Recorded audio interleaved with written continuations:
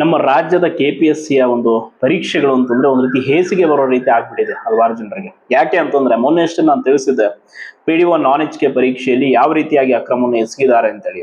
ಒಂದು 53 ಜನರ ತಂಡವನ್ನ ಒಂದೇ ಕಡೆ ಸೇರಿಸಿ ಅಷ್ಟು ಜನರನ್ನ ಬೇರೆ ರಾಜ್ಯಕ್ಕೆ ಕರ್ಕೊಂಡು ಹೋಗಿ ಅಲ್ಲಿ ಒಂದು ಲಾಡ್ಜ್ ಅಲ್ಲಿ ಇರಿಸ್ಬಿಟ್ಟು ಪ್ರಶ್ನೆ ಪತ್ರಿಕೆಯನ್ನು ಅವ್ರ ಕೈಗಿಟ್ಟು ತಯಾರಿ ಮಾಡಿಸ್ಕೊಂಡು ಒಂದು ಪರೀಕ್ಷೆ ಬರ್ಸಿ ಅವ್ರನ್ನ ಲಿಸ್ಟಲ್ಲಿ ಆಯ್ಕೆಯಾಗಿ ಹೋಗಿ ಮಾಡಿದಾರಲ್ಲ, ಎಂಥ ಇವರಿಗೆಲ್ಲ ಯಾವ ರೀತಿ ಪದ ಬಳಕೆ ಮಾಡಬೇಕು ಗೊತ್ತಾಗ್ತಾ ಇಲ್ಲ.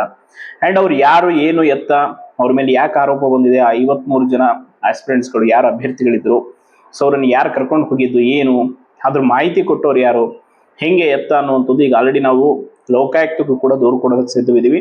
ಅಂಡ್ KPSCಯ ಕಾರ್ಯದರ್ಶಿಯವರ ಗಮನಕ್ಕೂ ಕೂಡ ತರ್ತೀವಿ. ಯಾವುದೇ ಕಾರಣಕ್ಕೂ PDO ಲಿಸ್ಟು ಬಿಡುಗಡೆ ಆಗಬಾರ್ದು.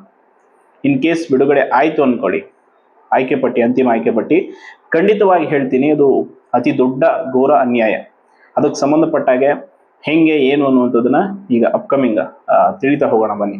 ಮೊದಲೇ ಹೇಳ್ದಂಗೆ ಈ ಒಂದು ಲೆಟರ್ ಏನಿದೆ ಇದು ತುಂಬಾ ಇಂಪಾರ್ಟೆಂಟ್, ಎಸ್ಪೆಷಲಿ ನಾನ್ HK ಪರೀಕ್ಷೆ PDO ಅಕ್ರಮಕ್ಕೆ ಸಂಬಂಧಪಟ್ಟಾಗೆ. ನೋಡಿ, ಇದರಲ್ಲಿ ಪ್ರಮುಖವಾದಂಥ ಎಲ್ಲಾ ವಿಷಯವೂ ಕೂಡ ಮೆನ್ಷನ್ ಆಗಿದೆ. ನೋಡಿ, ಇಲ್ಲಿ ಮೊದಲನೇದಾಗಿ 149 ಹುದ್ದೆಗಳ ನೇಮಕಾತಿ ಅಧಿಸೂಚನೆಯಲ್ಲಿ ಗಂಭೀರ ಅಕ್ರಮಗಳ ಆರೋಪಗಳು ಕೇಳಿ ಬಂದಿವೆ. ರಾಜ್ಯದ ಪ್ರಮುಖ ಸುದ್ದಿ ಮಾಧ್ಯಮಗಳಲ್ಲಿ ಅದೆಲ್ಲವೂ ಕೂಡ ಪ್ರಕಟ ಆಗಿರುವಂಥದ್ದು ನಿಮ್ಗೆ ಗೊತ್ತಿದೆ. ನೋಡಿ, HK PDO ಪರೀಕ್ಷೆ ದಿನಾಂಕ 7/12/2024 ಕಡ್ಡಾಯ ಕನ್ನಡ ಪರೀಕ್ಷೆ ನಡೆದಿತ್ತು. ತದನಂತರ 8/12/2024 ಅಂದ್ರೆ ನಾನ್ HK ಪರೀಕ್ಷೆಗಳು 7 ಮತ್ತು 8ನೇ ತಾರೀಕು ನಿಗದಿಯಾಗಿದ್ದು ನಿಮ್ಗೆ ಗೊತ್ತಿದೆ. ಅಂದ್ರೆ ಡಿಸೆಂಬರ್ 7, 2024, ಡಿಸೆಂಬರ್ 8, 2024 ಅವತ್ತೇನಾಗಿತ್ತು, ಸಾಮಾನ್ಯ ಪತ್ರಿಕೆ ಪರೀಕ್ಷೆ ನಡೆದಿರುತ್ತೆ.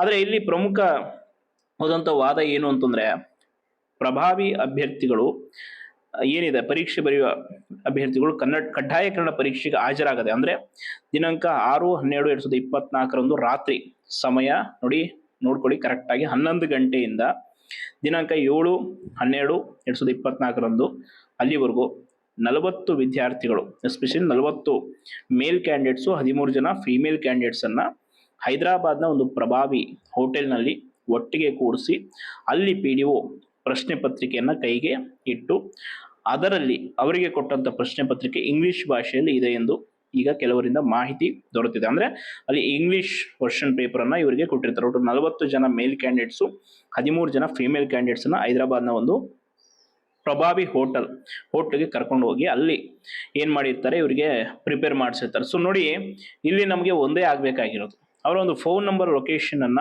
ಅವತ್ತಿನ ದಿನ ಏನಾಗಿತ್ತು. ಸೊ ಅವರಲ್ಲಿಗೆ ಇಲ್ಲಿ ನಾವು ಡೇಟ್ ಕೂಡ ಮೆನ್ಷನ್ ಮಾಡಿದ್ವಿ, ಸಮಯ ಕೂಡ ಎಲ್ಲವನ್ನ ಕೂಡ ಹೇಳಿದ್ವಿ. ಅಂಡ್ ಹೋಟೆಲ್ನ ಅಡ್ರೆಸ್ ಕೂಡ ಈಗ ನಮಗೆ ಲಭ್ಯ ಇದೆ, ಎಲ್ಲಿ ಲಾಡ್ಜ್ ಅಲ್ಲಿ ಇದ್ರು ಅನ್ನೋದು. ಸೊ ಅದ್ರ ಜೊತೆ phone number and online application ಅಲ್ಲಿ ಸಿಗುತ್ತೆ. ಅದನ್ನ ನೀವು ಏನು ಮಾಡಬೇಡಿ, ಸಿಂಪಲ್ ಆಗಿ ಅವತ್ತಿನ ಒಂದು ಇವರ ನೆಟ್ವರ್ಕ್ ಲೊಕೇಶನ್ ಎಲ್ಲಿತ್ತು ಅನ್ನುವಂಥದ್ದು ತನಿಖೆ ಆದ್ರೆ ಎಲ್ಲರೂ ಕೂಡ ಸಿಕ್ಕಾಕೊಳ್ತಾರೆ. ಅಂಡ್ ಇದರಲ್ಲಿ ಪ್ರಾಮಾಣಿಕ ವಿದ್ಯಾರ್ಥಿಗಳಿಗೆ ನ್ಯಾಯ ಸಿಗಲೇಬೇಕು. ಈ 53 ಅಭ್ಯರ್ಥಿಗಳು ಏನು ಹೈದರಾಬಾದ್ನಲ್ಲಿ ಕಡ್ಡಾಯ ಕನ್ನಡ ಪರೀಕ್ಷೆ ದಿನದಂದೇ ಹೈದರಾಬಾದ್ನಲ್ಲಿ ನೆಟ್ವರ್ಕ್ನಲ್ಲಿ ಇದ್ದಾರೆ, ಅಂದ್ರೆ ಒಂದೇ ನೆಟ್ವರ್ಕ್ನಲ್ಲಿ ಇದ್ದು ಅವತ್ತಲ್ಲಿ ಏನು ಪ್ರಿಪೇರ್ ಆಗಿದ್ದಾರೆ, ಇದು ಪ್ರಶ್ನೆ ಪತ್ರಿಕೆ ಸೋರಿಕೆಗೆ ಸಂಬಂಧಪಟ್ಟ ಹಾಗೆ ಗಂಭೀರವಾದಂಥ ಒಂದು ಆರೋಪ ಆಗಿರುತ್ತೆ.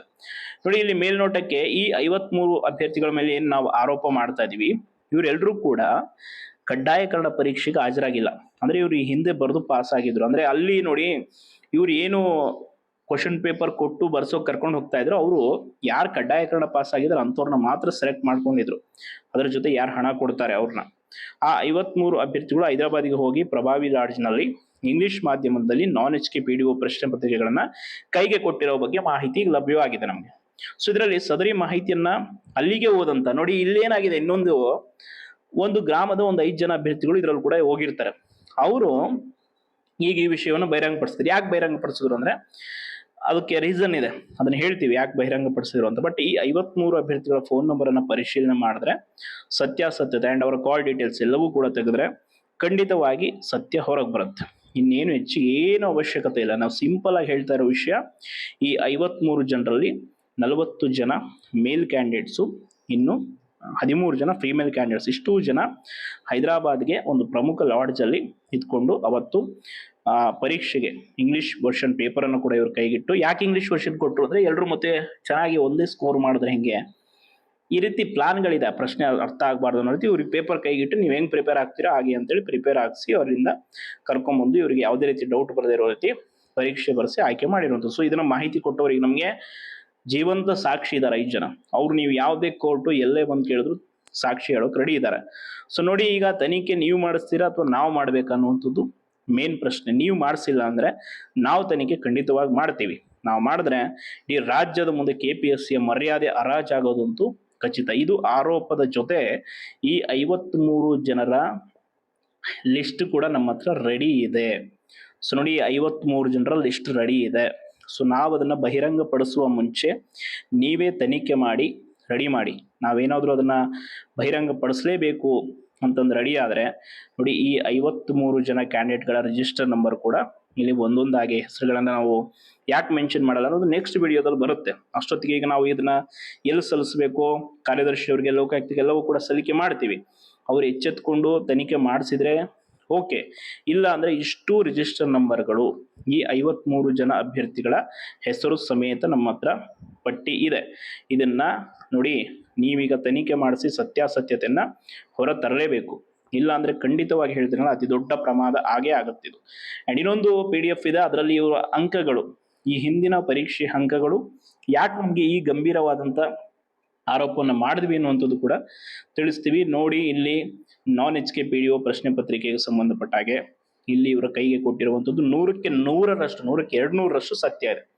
ಪೇಪರ್ ಕೊಟ್ಟು ಒಂದು ಲಾಡ್ಜ್ ಅಲ್ಲಿ ಇವರನ್ನ ಪ್ರಿಪೇರ್ ಮಾಡಿಸಿರುವಂಥದ್ದು ಬಗ್ಗೆ 100ಕ್ಕೆ 100ರಷ್ಟು ಇದು ಸತ್ಯಾಸತ್ಯತೆಯಿಂದನೇ ಕೂಡಿದೆ. ಸೊ ಇದನ್ನ ನೀವು ತನಿಖೆ ಮಾಡಿಸಿಲ್ಲ ಅಂದ್ರೆ ಆ 53 ಜನ ಅಭ್ಯರ್ಥಿಗಳ ವಿಷಯದಲ್ಲಿ ನಾವು ಕಂಪ್ಲೇಂಟ್ ಮಾಡಿಸಿ ವೈಯಕ್ತಿಕವಾಗಿ ಏನು ತನಿಖಾ ಸಂಸ್ಥೆ ಮೂಲಕ ತನಿಖೆ ಮಾಡಿಸ್ತೀವಿ. ಸತ್ಯ ಎಲ್ರಿಗೂ ಗೊತ್ತಾಗುತ್ತೆ. ಆ್ಯಂಡ್ ನೋಡಿ, ಕಾರ್ಯದರ್ಶಿ ಅವರು ಮೇಡಮ್ ಅವರಿಗೂ ಕೂಡ ಈ ಗಮನಕ್ಕೆ ನಾವು ಇದನ್ನು ಕೊಡ್ತೀವಿ ಲಿಸ್ಟನ್ನು. ಸೊ ನೋಡಿ, ಯಾವ ರೀತಿ ನೀವು ತನಿಖೆ ಮಾಡಿಸ್ತೀರಾ, ಏನು ಮಾಡಿಸ್ತೀರಾ ಅನ್ನುವಂಥದ್ದು ನಿಮಗೆ ಬಿಟ್ಟಿದ್ದು. ಈ ಒಂದು ನಾನ್ HK PDO ಆಯ್ಕೆ ಪಟ್ಟಿ ಮಾತ್ರ ಪ್ರಕಟ ಆಗಬಾರ್ದು. ಆಗಿದ್ದೇ ಆದರೆ ಇಷ್ಟು ಜನ ಅಭ್ಯರ್ಥಿಗಳು ಆ ಲಿಸ್ಟಲ್ಲಿ ಇರ್ತಾರೆ, 100% ಇರ್ತಾರೆ, ಲಿಸ್ಟಲ್ಲಿ ಡೌಟೇ ಇಲ್ಲ. ಈಗ 1:1 ಆಯ್ಕೆ ಪಟ್ಟಿ ಪ್ರಕಟಿಸಬಾರದು ಅಂತ ನಾವು ಕೇಳ್ಕೊಂಡಿದ್ದೀವಿ. ಸೊ ನೋಡಿ, ಇದರ ಬಗ್ಗೆ ಏನು ಕ್ರಮ ಕೈಗೊಳ್ತೀರಾ?